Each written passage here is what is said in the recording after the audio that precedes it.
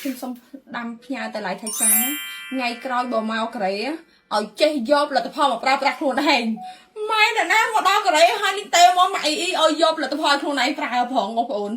ខ្ញុំកំពុងអង្គុយធ្វើការលីងតេមកបងឥឡូវខ្ញុំមកនៅម្ដងញងដងនៅប្រទេសកូរ៉េសូអ៊ូលីខ្ញុំឲ្យបងឯងជួយយកថ្នាំមកថ្មិញសាប៊ូកក់សក់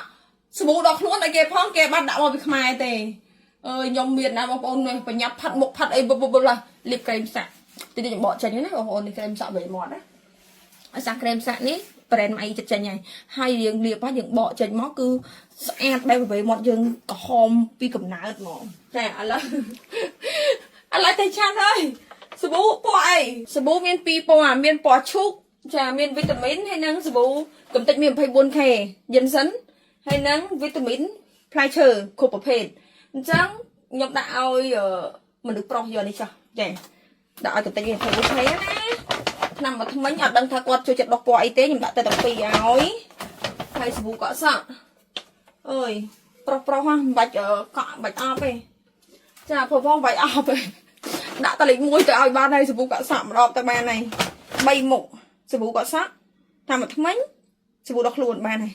អញ្ចឹងបងប្អូនទៅជួបម៉ៃអ៊ីជាមួយនឹងឡៃថៃច័ន្ទហើយចាំមើលថ្ងៃហ្នឹងណាខ្ញុំនឹងធ្វើបាបឲ្យឡៃថៃច័ន្ទវិញពេញទីក្រុងសូអ៊ូលហ្មងឱកាសខ្ញុំធ្វើបាបហើយតោះទៅមើលទាំងអស់គ្នា